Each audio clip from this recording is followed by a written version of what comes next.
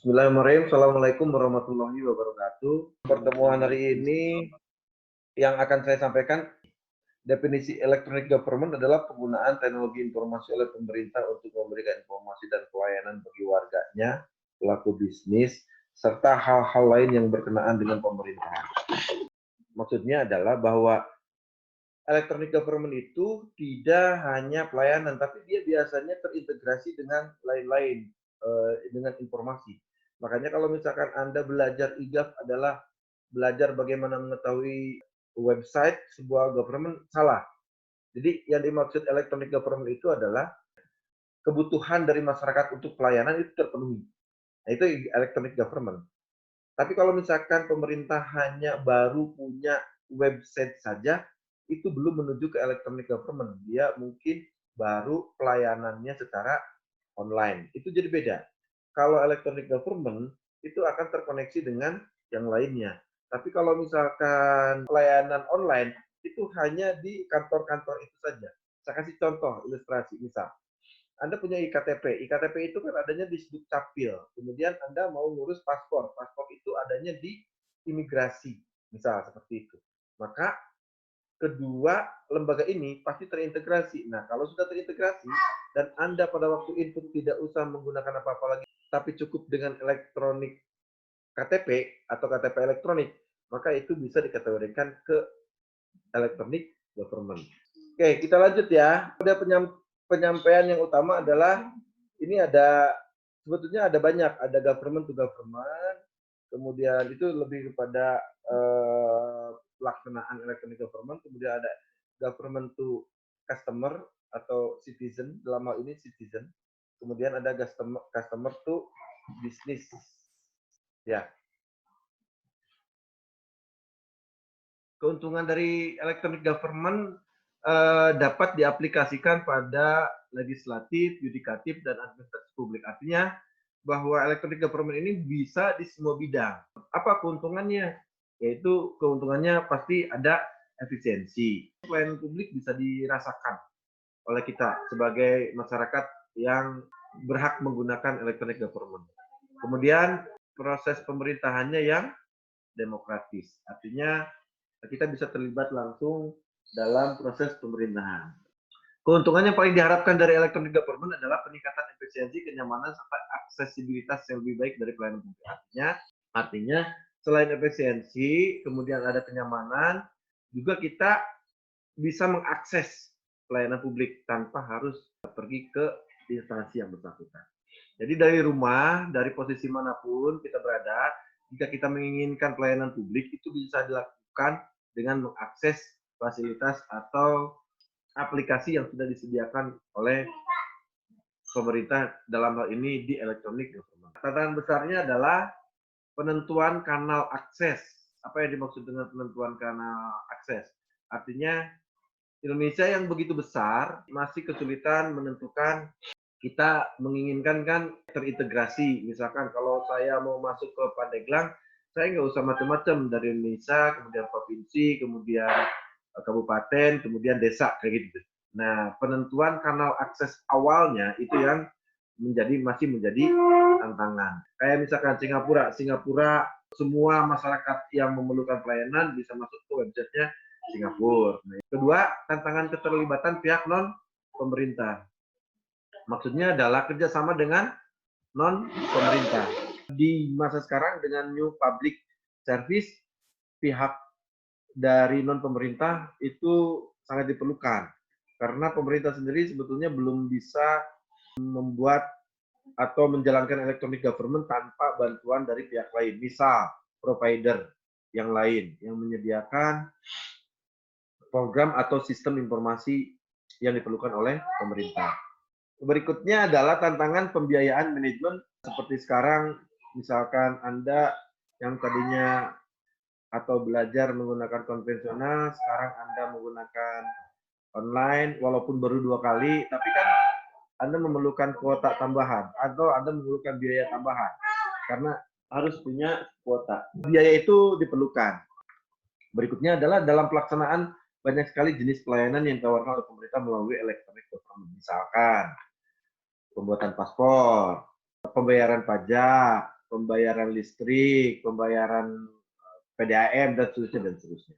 Kenapa perlu adanya electronic government? Karena awalnya adalah karena adanya kompleksitas. Kadang-kadang kita kalau mengurus sesuatu ke sebuah lembaga atau pemerintahan itu terasanya rumit.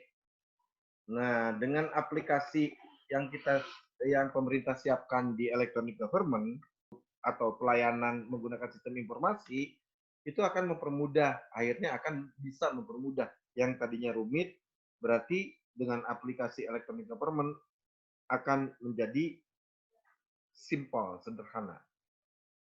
Itu yang dimaksud. Berikutnya adalah aspek manfaat. Aspek manfaat ini menyangkut hal-hal yang berhubungan dengan besarnya manfaat yang dirasakan oleh pengguna. Maksudnya adalah bahwa dengan adanya electronic government itu bisa dirasakan manfaatnya oleh pengguna, dalam hal ini masyarakat. Masyarakat tidak harus pergi ke kantor dari pemerintahan, kemudian lebih cepat, lebih efisien, dan masyarakat bisa berkomunikasi langsung atau berinteraksi dengan pemerintah. Berdasarkan dua aspek di atas, maka jenis-jenis proyek electronic government dapat dibagi menjadi 3 kelas utama, yaitu yang seperti pernah saya ceritakan ke Anda. Ada publish, kalau dia publish berarti dia hanya memberikan informasi tentang pemerintahan menggunakan website, yaitu publish. Kemudian yang interaksi berarti selain dia mempublish, dia menyediakan juga alat untuk berinteraksi baik untuk masyarakatnya, baik itu untuk pebisnisnya, ataupun untuk yang lain-lain, sehingga semua yang menggunakan atau masuk ke website tersebut itu bisa berinteraksi. Dan yang terakhir adalah transaksi. Sebetulnya setelah transaksi ini ada yang interoperabilitas. Kalau yang transaksi sudah pasti publish-nya ada, dia bisa berinteraksi dan dia bisa bertransaksi. Adapun untuk transaksi biasanya menggunakan pihak ketiga, yaitu perbankan.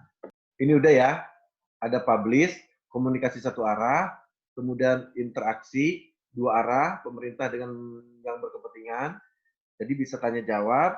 Yang ketiga adalah transaksi, dan ini pasti ada pihak ketiganya karena ada transaksi keuangan. Jadi pasti ada perbankannya. Itu ya yang dimaksud ya. 4 tipe relasi go-to-see kalau di luar negeri customer, kalau di kita citizen, kemudian hubungannya dengan bisnis atau pihak swasta atau non pemerintahan, dan G2G itu pemerintahan dengan pemerintahan. Seperti yang tadi misalkan Disduk Capil dengan kesehatan, Disduk Capil dengan asuransi. Nah kayak gitu itu government to government.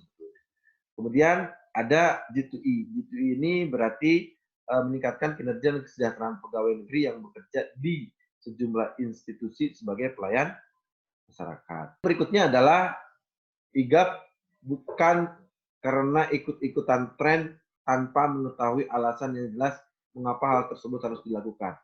Bahwa kita memerlukan IGAP, dan IGAP itu bukan orang lain bikin website, kita bikin, bukan.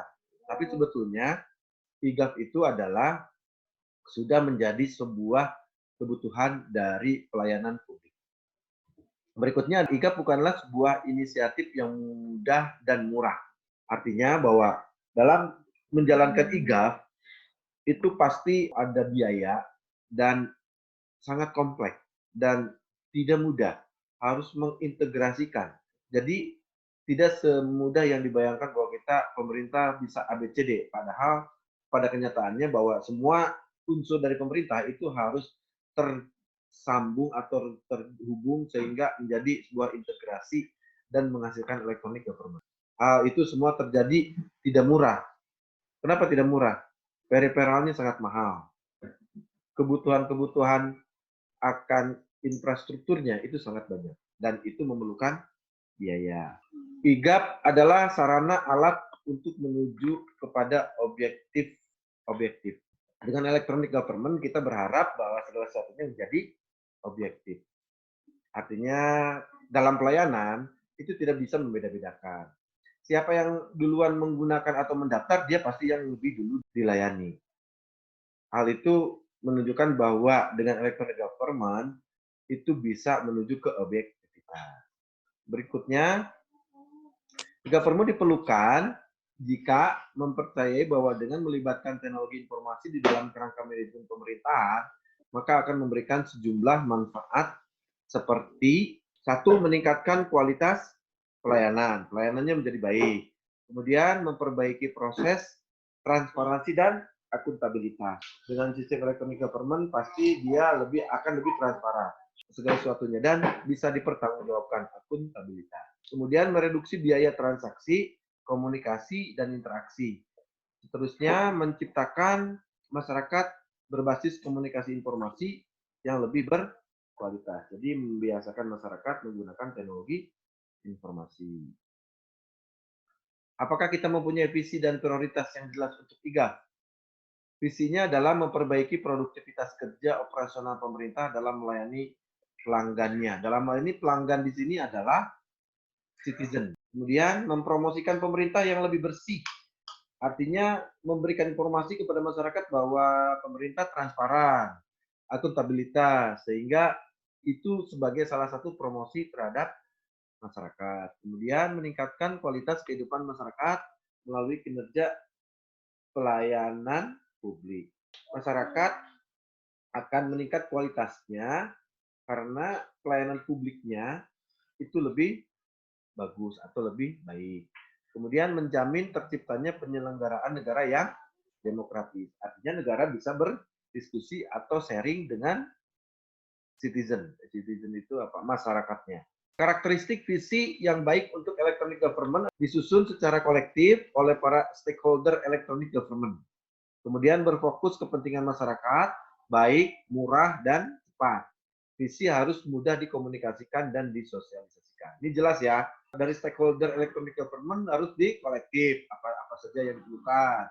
Kemudian harus fokusnya ke masyarakat, sehingga masyarakat bisa istilahnya memanfaatkan electronic government ini karena electronic government-nya baik, murah, dan cepat. Yang berikutnya adalah bahwa electronic government ini mudah dijalankan, mudah didiskusikan, mudah dikomunikasikan, dan mudah disosialisasikan. Dan harus sering disosialisasikan. Adanya suatu kebijakan dari kalangan pemerintah dan stakeholder untuk saling membagi dan menukar informasi dalam penyelenggaraan aktivitas kegiatan sehari-hari. Adanya suatu kebijakan dari kalangan pemerintah itu maksudnya adalah bahwa kita kebanyakan melakukan sesuatu itu atas kebijakan. Jadi kalau tidak dibantu dengan kebijakan, biasanya kita selalu terhambat. Jadi sebelum-sebelumnya saya juga pernah berbicara ke Anda bahwa yang paling utama di infrastruktur kita untuk menjalankan electronic government adalah adanya kebijakan.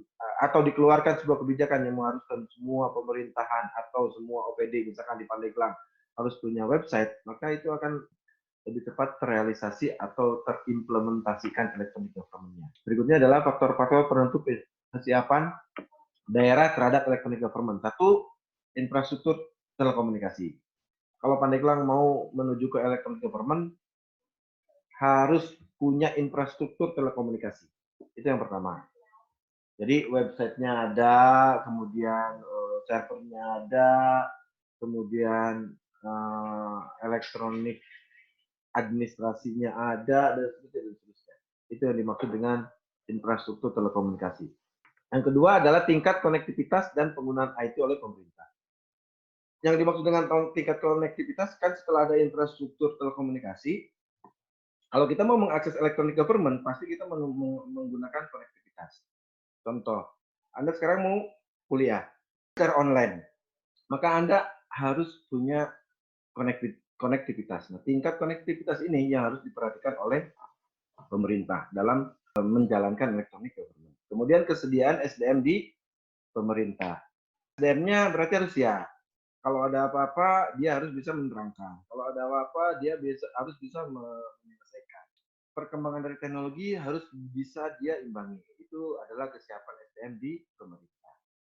Kemudian ketersediaan dana dan anggaran. Keseluruhan pelaksanaan electronic government tidak akan terlepas dari adanya dana dan anggaran. Kemudian perangkat hukum, sebagai bagian dari tadi kebijakan untuk melaksanakan electronic government dan perubahan paradigma, bahwa bergesernya ke electronic government berarti pemerintahan dan masyarakat setiap hari harus bisa mengupdate data dan informasi, sehingga data dan informasi dari pemerintahan itu bisa tersampaikan ke publik setiap hari.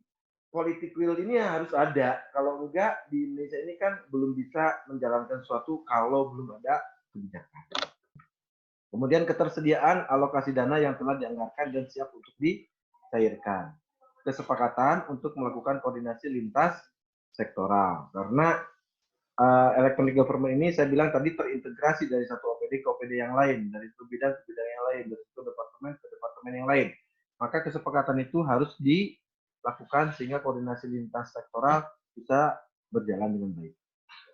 Niat untuk mulai menyusun undang-undang atau peraturan guna mendukung inisiatif yang ada dan memberlakukannya. Bahwa undang-undang sudah diatur, disusun, kemudian mendukung inisiatif yang akan dijalankan untuk melaksanakan electronic government, dan electronic government ini bisa diimplementasikan dan bisa diberlakukan. Itu maksudnya.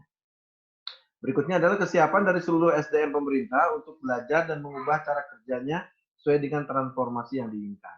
SDM di pemerintahan yang tadinya dia manual dan seterusnya, dia akan bergeser atau bertransformasi ke bentuk elektronik, apapun itu bentuknya. Baik itu laporan, ataupun pelayanan, dan seterusnya, dan seterusnya. Terakhir, usaha untuk mensistemkan konsep IGAF agar inisiatif ini dapat berlangsung terus-menerus. Harus tersistem agar keberlangsungannya itu berlanjut atau keberlanjutan, sehingga electronic government akan berjalan sesuai dengan harapan. Apakah kita memilih electronic government yang paling baik? Nah, untuk memilih electronic government yang terbaik itu kalau menurut saya sih lebih kepada apakah electronic government ini bisa dilakukan atau dijalankan oleh pemerintah dan masyarakat, kemudian bisa ada manfaatnya, mudahkah? Nah, itu lebih kepada itu. Dan harus sesuai dengan kondisi lokalnya masing-masing. Kemudian melakukan soft ground atau melihat-lihat bagaimana pemerintah di berbagai tempat atau negara yang berbeda menghadapi permasalahan. Lebih kepada sharing dengan pemerintahan di lain tempat atau di lain negara, sehingga permasalahan dan kebutuhan yang ada di lingkungannya itu bisa teratasi dengan misalkan mengadopsi dari sistem informasi di pemerintahan lain. Itu maksudnya. Meyakinkan para stakeholder bahwa apa yang hendak dikerjakan benar-benar sesuai dengan visi IGAP yang telah dicanangkan. Jadi, jangan sampai membuat sebuah sistem atau project electronic government, tapi hanya sekedar project asal jadi. Tapi harus disesuaikan dengan visi electronic government di setiap daerah, di setiap tempat yang sudah direncanakan sebelumnya. Mencoba melihat bagaimana pelaksanaan electronic government dari kacamata pengguna atau masyarakat. Artinya, setelah electronic government itu bisa berjalan, maka kita bisa melihat dari kacamata masyarakat, apakah masyarakat bisa melakukan, apakah mudah, apakah diuntungkan dengan efektif dan efisien, dan seterusnya, dan seterusnya. Dengan cara melihat itu, maka kita akan tahu apakah electronic government ini sudah baik atau belum. Itu ya, itu yang dimaksudnya. Menentukan pihak-pihak mana yang terlebih dahulu akan dilibatkan dalam proyek electronic government. Jadi tergantung dari proyeknya tersendiri. Misal, saya mau berhubungan dengan di pemerintahannya misalnya dengan Distrik Capil, maka akan didahulukan, diutamakan dengan Distrik Capil. Kemudian dengan di luar pemerintahannya, misalkan saya akan kalau di PU nih, saya akan berhubungan dengan orang-orang pemborong, misal. Maka gitulah kira-kira ya. Pihak mana sih yang harus terlebih dahulu dilibatkan dalam proyek electronic yang nanti secara keseluruhan pada akhirnya adalah semua pihak akan terlibat dalam proyek electronic government. Yang berikutnya adalah sosialisasi keberadaan aplikasi electronic government dengan cara memberitahukan prosedur baru terhadap tersebut kepada masyarakat. Electronic government ini bisa berjalan apabila masyarakat bisa memakai dan bisa melaksanakan. Atau electronic government bisa berjalan apabila disosialisasikan kepada masyarakat sehingga masyarakat tahu atau mampu menggunakannya dan mampu melaksanakannya serta berdampak memberikan nilai positif baik itu dalam hal efektivitas maupun efisiensi. Itu yang dimaksud. Berikutnya adalah melakukan evaluasi terhadap pelaksanaan proyek electronic government. Bahwa pelaksanaan electronic government itu harus dievaluasi. Bagaimana perencanaan electronic government? Merencanakan, mengeksekusi, dan mengelola proyek electronic government bukanlah sebuah pekerjaan yang mudah. Artinya, perencanaan dari proyek electronic government itu harus betul-betul. Karena dia harus mengintegrasikan semua OPD, semua pemerintah, semua bagian, semua lembaga yang ada di daerahnya masing-masing. Misalkan seperti itu. Maka rencana ini dan pengelolaan electronic government ini sangat tidak mudah dan harus terintegrasi satu sama lainnya. Intinya, bagaimana menyelesaikan sebuah proyek dengan ruang lingkup yang kualitas yang diinginkan, efektif, sesuai dengan tenggat waktu dan anggaran biaya yang telah ditentukan. Itu yang paling penting. Kemudian harus dikeluarkan surat keputusan resmi yang mengikat secara hukum terhadap penunjukan project manager dan pembentukan tim terkait dan disosialisasikan secara lintas lembaga agar tidak terjadi penolakan di sana sini. Artinya kalau sudah ada surat keputusan, maka mereka akan menjadi sebuah tanggung jawab di setiap pemerintahan. Kalau sudah ada penunjukan misalkan yang bertanggung jawab, maka dia akan punya tanggung jawab untuk mensosialisasikan dan menjalankan electronic government ini. Sehingga di setiap instansi itu akan terintegrasi untuk menyediakan baik itu administrasi elektronik maupun sistem informasi yang lainnya untuk pelayanan publik. Terakhir, mendefinisikan visi, misi, dan objektif. Yang pertama adalah content development, pengembangan perangkat lunak, standar teknis, bahasa pemrograman, sistem basis data di user interface. Maksudnya adalah ini urusan orang IT sih sebetulnya. Perangkat lunaknya mau seperti apa? Teknisnya mau menggunakan apa? Pemrogramannya pakai bahasa apa? Basis datanya menggunakan berbasis apa? Kemudian user interface-nya mau menggunakan apa? Apakah Android? Apakah desktop? Sehingga content development-nya menjadi jelas sesuai dengan visi dan visinya. Kemudian kompetensi building, pelatihan kompetensi maupun keahlian seluruh SDM di berbagai lini pemerintahan. Berikutnya connectivity, infrastruktur komunikasi, telekomunikasi, dan informasi. Dia harus terkoneksi satu sama lainnya. Terhubungnya infrastruktur dari satu instansi dengan instansi lain. Kemudian cyber law, hukum di internet atau di IT. Kemudian citizen interface, yaitu maksudnya adalah sistem seperti apa sih yang akan dipergunakan sehingga masyarakat akan mengerti dari electronic government yang akan dijalankan. Kapital, permodalan, pembuatan proyek electronic government, termasuk pemeliharaan dan pengembangan, serta dipikirkan juga jenis-jenis model pendapatannya. Pembuatan electronic government, saya berkali-kali mengatakan bahwa di teknologi informasi itu modalnya sangat besar. Tidak bisa langsung jadi dan dilepas, tapi dia berkelanjutan. Ada pemeliharaan dan pengembangan. Dan setiap electronic government itu tidak bisa langsung jadi. Dia harus terus dikembangkan, dan terus dikembangkan. Dan itu terus dipelihara. Serta dipikirkan juga jenis-jenis model pendapatannya. Itu yang dimaksud dari perencanaan dari electronic government. Cukup sekian, sampai ketemu minggu depan. Wassalamualaikum warahmatullahi wabarakatuh.